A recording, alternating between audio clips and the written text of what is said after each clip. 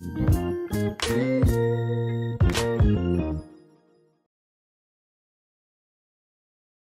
yo no sé cómo funcionan los demás, pero por ahí me levanto al baño y me viene una palabra y después entiendo que el Señor es el que me habla. Estos días me pasó que a medianoche me levanté al baño, no le importa a usted a qué, me levanté al baño y el Señor me habló, me vino un mensaje, me vino así una palabra y dije, si yo esto, porque ¿qué es lo que hago? Cuando leo algo, un artículo, algo, inmediatamente lo bajo y lo voy archivando y después tengo ahí material para buscar, para leer. Y esto me llevó a estudiar un poco en lo que quiero poder hablarles hoy, que el Señor me ha súper bendecido con esta palabra, pero me ha desafiado. Y ha sido un desarrollo toda esta semana de trabajo en lo que el Señor quiere hablarnos, por lo menos lo que siento yo que el Señor quiere decirnos hoy. Así que voy a ir rápido y furioso porque quiero orar al final, porque el Señor hoy nos va a desafiar. Primera de Reyes 17:1. Quiero leer una historia, algunas partes se las voy a narrar, pero quiero leer una historia muy, muy fuerte, muy interesante del profeta Elías. Mire, Primera de Reyes 17:1 dice, Elías, un tisbita que vivía en Galaad, fue a decirle a Acab, Acab es el rey, ¿sí? Dice, vive el Señor, Dios de Israel, en cuya presencia estoy, que en los años que vienen no va a llover, ni siquiera va a caer rocío. Uf, a menos que yo lo diga. Vamos a pasar al capítulo 18, versículo 1. 18, dice, el tiempo pasó y 3 años después, ¿cuántos años? Entonces, ¿cuántos años de sequía hubo? Imagínense 3 años donde no cae lluvia y donde no hay ni rocío, nada. El tiempo pasó y 3 años después la palabra del Señor vino a Elías y le dijo, ve y preséntate ante Acab, el rey. Voy a hacer que llueva sobre la tierra. Elías se puso en marcha para hablar con Acab. Y mire lo que dice el texto. El hambre que azotaba a Samaria era tan terrible la situación que se estaba viviendo, que mire lo que dice el versículo 5 y 6. Acab le dijo a Abdías, o sea, uno de sus siervos, uno de sus colaboradores, uno de sus líderes, ve a recorrer todo el país, busca manantiales con agua y arroyos, tal vez encontraremos, ese tal vez indica lo grave de la situación. Tal vez encontraremos un poco de pasto para mantener vivos a los caballos y a las mulas. De lo contrario, nos quedaremos sin bestias. Para recorrer el país, lo dividieron en dos partes. Acab fue por un lado y Abdías se fue por otro. Voy a resumir un poco una parte de la historia. Cuando ellos salen a recorrer el país, Elías se le aparece a Abdías y le dice, ve, busca al rey, dile que no recorre el país, que venga que quiero hablar con él. Entonces Elías, cuando se encuentra con el rey Acab, le dice que todo lo que está pasando, toda la situación que se está viviendo, todo el problema de la sequía, es culpa de él y del pueblo de Israel por irse tras otros dioses, por adorar otros dioses. Y desafía al rey a que convoque a todo el pueblo en el monte Carmelo y que junte también allí a los profetas de Baal, que era el dios que ellos adoraban, y la diosa Acera, a los profetas de Baal y de Acera, para comprobar quién es el verdadero Dios. Y quiero explicar un poquito quién es Acera. Acera era la diosa de la fertilidad, de la maternidad y del amor, también llamada reina del cielo.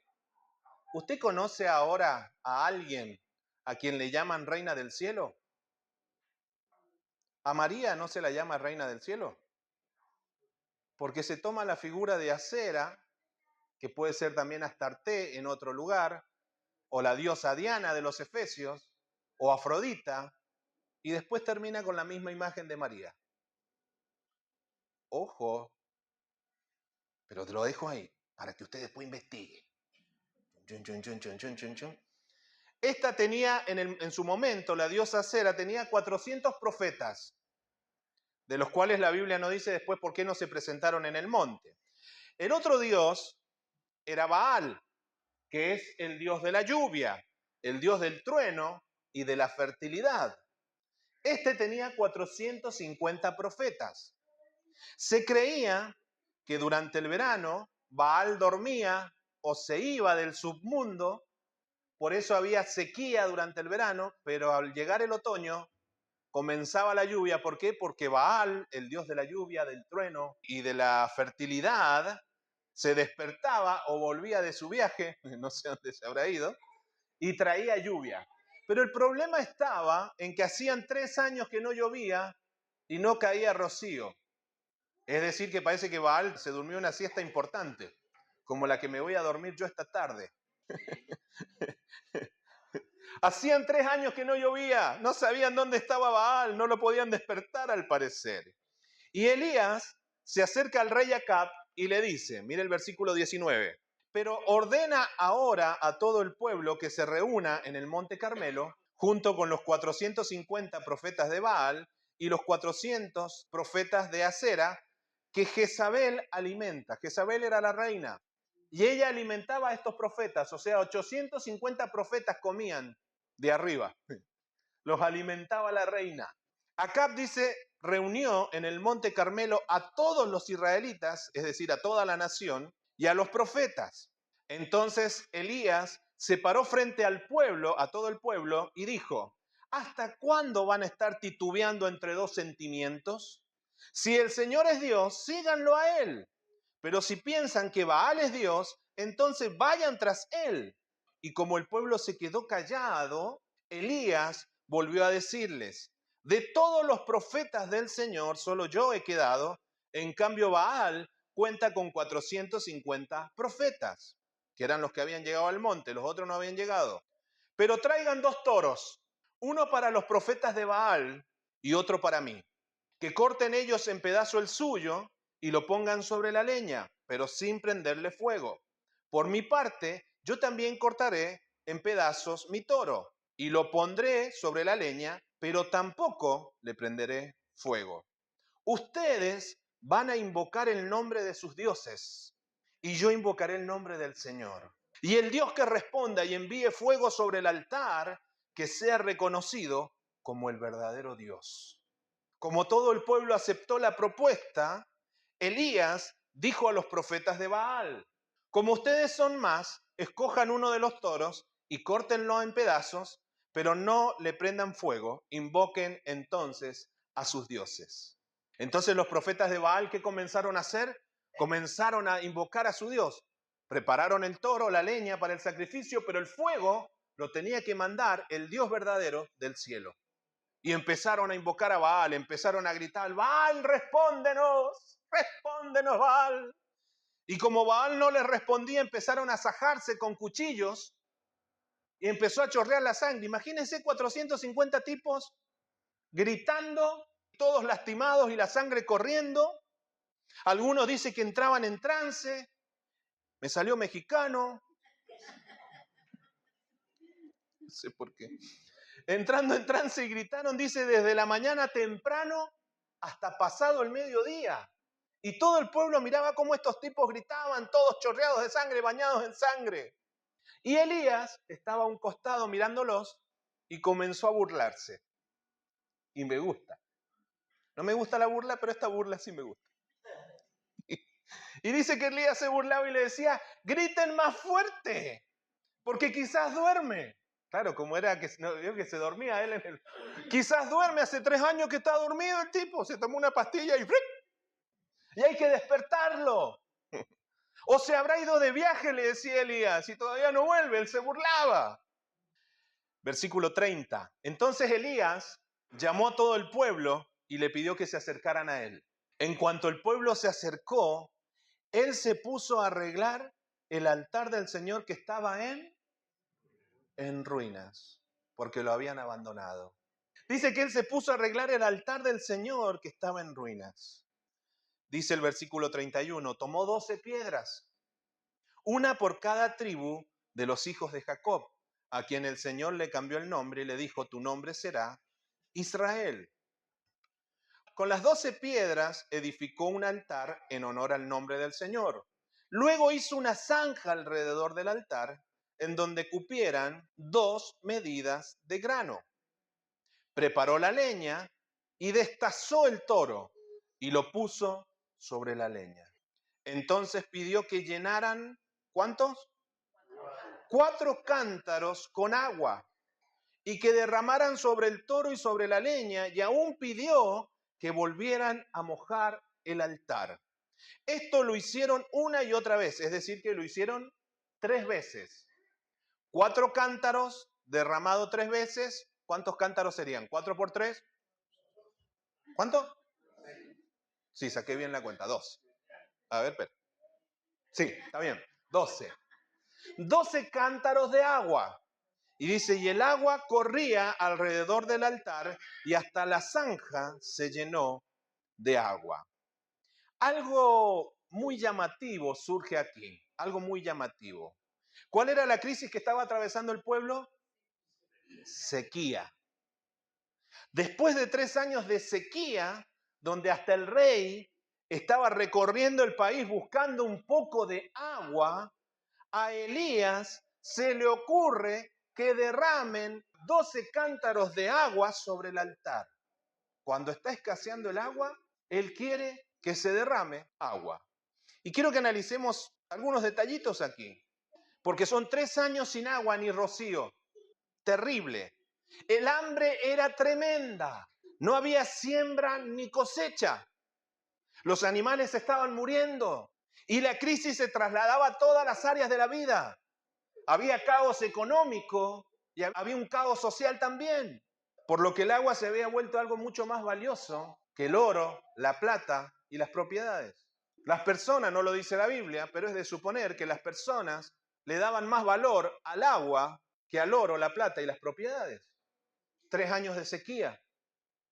Ante todo esto, Elías pide que se derramen 12 cántaros de agua sobre el sacrificio, sin saber si Dios iba a responder con fuego del cielo y sin saber si iba a haber después agua para tomar.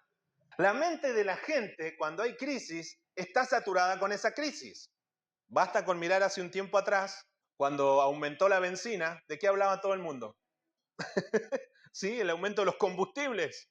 Me acuerdo que un chico le preguntó a una chica, ¿cómo te llamas? Caro. Ah, como la benzina, le dijo. Ah, un chiste malo, perdón. La gente está saturada.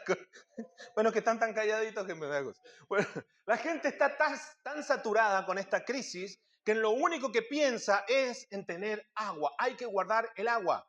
Hay que cuidar el agua. Cuando Elías ordena que traigan 12 cántaros de agua, le está demandando al pueblo que derramara en el altar el último recurso que tenían para sobrevivir. Les estaba pidiendo que derramaran el único recurso que tenían para no morir al menos esos días, porque tenían un poco de agua para tomar. Voy a repetirlo porque es importante esto. Elías les estaba demandando al pueblo que derramaran sobre el altar el último recurso que tenían para sobrevivir. Lo que tendrían que guardar ellos, el agua que tenían que guardar, Elías le dice, derrámenlo sobre el altar. Versículo 36. Cuando llegó el momento de ofrecer el sacrificio, Elías se acercó al altar y dijo, Señor, Dios de Abraham, de Isaac y de Israel, demuestra hoy que tú eres el Dios de Israel y que yo soy tu siervo y que solamente hago lo que tú me has ordenado hacer. Respóndeme, Señor, respóndeme. Que tu pueblo reconozca que tú, Señor, eres Dios y que tú harás que su corazón se vuelva a ti. En ese momento cayó fuego de parte del Señor y mire qué tremendo. Y consumió el toro que allí se ofrecía y la leña, las piedras y hasta el polvo. Y aún secó el agua que inundaba la zanja. Cuando todos vieron esto, no les quedó otra que arrodillarse. Dice, se arrodillaron y exclamaron, el Señor es Dios, el Señor es Dios. Versículo 41. Luego Elías le dijo a Acab, al rey, regresa ya a tu palacio y come y bebe. Lo que le está diciendo es prepárate, que viene una gran tormenta. Momento de crisis extrema provocada por una gran sequía de 3 años. Un Dios falso, que es el supuesto Dios de la lluvia, el trueno y la fertilidad, pero no hay ni lluvia, no hay truenos y no hay fertilidad. Al parecer este Dios no se despierta o se ha ido por ahí a pasear, no sé, anda vitrineando por Illapel. Un pueblo que la está pasando muy mal por haberse alejado de su Dios, del Dios verdadero. Un altar abandonado donde ya no se ofrecen sacrificios ni ofrenda. Un altar que estaba en ruinas. 450 profetas versus un profeta. Y un desafío. El Dios que responda enviando fuego del cielo, ese es el Dios verdadero. Y un Dios que le pide al pueblo, escuche bien, un Dios que le pide al pueblo que derramen el único y más valioso recurso que tenían para no morir, el agua. Después de todo esto, envía Dios fuego del cielo y consume todo el holocausto, el toro, la leña, las piedras, el polvo y hasta el recurso más valioso y preciado del momento, el agua. Te pregunto, iglesia, no me respondas, por favor. Esto es para analizarnos a nosotros mismos. ¿Qué es lo que te da seguridad en medio de la sequía que vives o en medio de las crisis? ¿Qué es lo que te da seguridad en medio de la sequía o en medio de las crisis? Quiero decirte que al pueblo de Israel lo que le daba seguridad era el agua que tenían, la poca cantidad de agua que tenían. Pero en tu caso, ¿qué es lo que te da seguridad? Ahora, 12 cántaros de agua. 12 cántaros de agua. No quiero hablar de las 12 piedras porque no es el tema de hoy. Pero dice la Biblia 12 cántaros de agua. ¿Por qué 12? ¿Por qué no 10? ¿Por qué no 7, que es el número perfecto? Porque 12, el número 12 en la Biblia significa soberanía, significa gobierno perfecto. Soberanía, gobierno perfecto. El derramar los 12 cántaros de agua significa derramar sobre el altar aquello que nos da seguridad en medio de la sequía, aquello que nos da seguridad en medio de las crisis. El acto de entregar nuestro gobierno a Dios para que Él gobierne en medio de nuestra necesidad. Y una vez que hagamos esto, Dios envía lluvia del cielo. Dios envía la lluvia del cielo. Y lo que antes escaseaba, ahora abunda. El peligro está cuando nos aferramos fuertemente a los últimos cántaros que nos quedan. Cuando nos aferramos a los últimos cántaros que nos quedan. Y buscamos, aunque sea un poco de comodidad en medio de la sequía. Y bueno, estamos pasando sequía, estamos pasando crisis, y tratemos de acomodarnos. Yo quiero decirte algo en el nombre de Jesús. No te quedes cómodo en la crisis. Porque si te quedas cómodo en la crisis, quiere decir de que no quieres salir de la crisis. Si te quedas cómodo en la sequía, quiere decir de que no quieres salir de la sequía. Entrega tu gobierno al Señor. Deja que el Señor sea tu Dios, tu dueño. Y comienza a depender de su lluvia y no de tus pocos cántaros de agua. Que el Señor se convierta en tu seguridad. Dios no hace descender fuego del cielo sobre altares cómodos, hermanos. Dios no hace descender fuego del cielo sobre altares cómodos. Mire, el fuego de Dios tiene que caer sobre lo que te da a ti seguridad y sobre lo que me da a mí seguridad. El fuego de Dios tiene que caer sobre lo que a ti te da seguridad y sobre lo que a mí me da seguridad. Y entregar lo que nos da seguridad, mire, es muy difícil. Es muy difícil. ¿Usted cree que no les costó dar 12 cántaros de agua? ¿Cuántos habrán pensado, ¿y qué vamos a tomar después de esto? Y muchas veces caemos en la actitud de decir, y si en lugar de, así, ¿no? Entre uno se dice a sí mismo, y si en lugar de entregar 12 cántaros, entregamos 10 y nos guardamos 2 por las dudas. Bueno, entreguemos 11 y nos guardamos 1 por las dudas. Mire, todos atravesamos diferentes sequías en la vida, todos. Yo creo que todos acá han pasado o están pasando por una sequía. Y a veces parece que salimos de una y nos metemos en otra. No alcanzamos a respirar un poquito y otra sequía más. Y las sequías pueden ser espirituales, pueden ser sequías espirituales, donde pasamos por un tiempo donde sentimos que Dios no nos habla, no nos toca, no sé, tantas cosas. Sequías emocionales. También podemos pasar por sequías familiares, sequías laborales, sequías financieras y tantas otras sequías por las que podemos pasar. Y oramos y le pedimos a Dios, Señor, manda tu fuego, cambia esta situación. Manda tu fuego, Señor, sácame de esta situación. Y Dios te habla y te dice, primero dame tus cántaros. Primero dame lo que te da seguridad, te dice Dios. Dame el gobierno de tu vida, deja que yo te gobierne. El Señor ve y te pide que derrame sobre su altar eso que te da seguridad, a lo que te has aferrado para sobrevivir. Y repito, puede ser familia. A veces nos aferramos tanto a la familia. Y Dios dice, la familia no te puede dar seguridad. Entrégame tu familia, yo te voy a dar seguridad. A veces pueden ser relaciones tóxicas. Es que no lo puedo dejar. Es que no la puedo dejar. Planes, proyectos. Estamos aferrados a los planes, a los proyectos. El orgullo.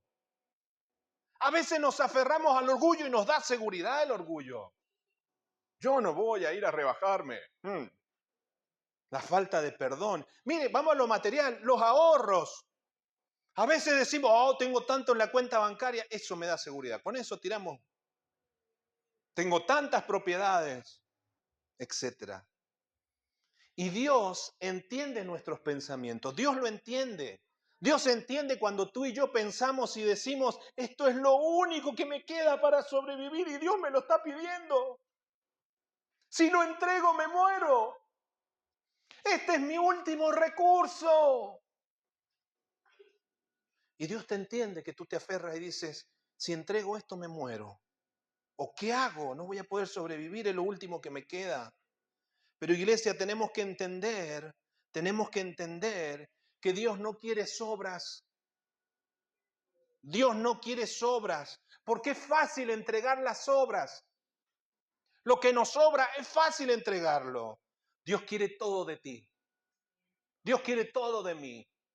Con Dios es todo o nada. Con Dios es todo o nada. Pero si te atreves a creerle a Dios y le entregas en su altar lo que te da seguridad y permites que Él te gobierne, vas a ver caer fuego del cielo. Y luego va a venir la lluvia de bendición, el milagro que estabas esperando. Pero si entregas lo que te da seguridad.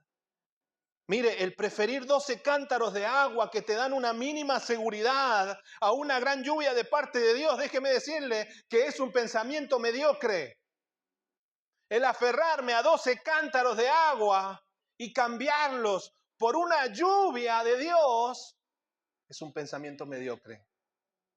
Si le crees a Dios y le rindes tu gobierno, verás cómo el cielo se rompe, cae fuego y luego cae la lluvia.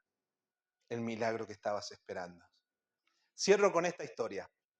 Un día iba caminando John Wesley, iba caminando, dice, con un hombre que estaba muy preocupado, que parecía dudar de la bondad de Dios por la sequía, por la crisis que estaba pasando.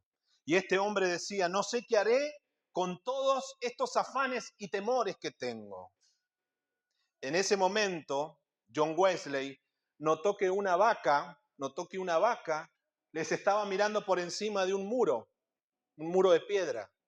La vaca miraba por encima del muro de piedra. Y Wesley le pregunta a este hombre, ¿sabe usted por qué esa vaca mira por encima del muro?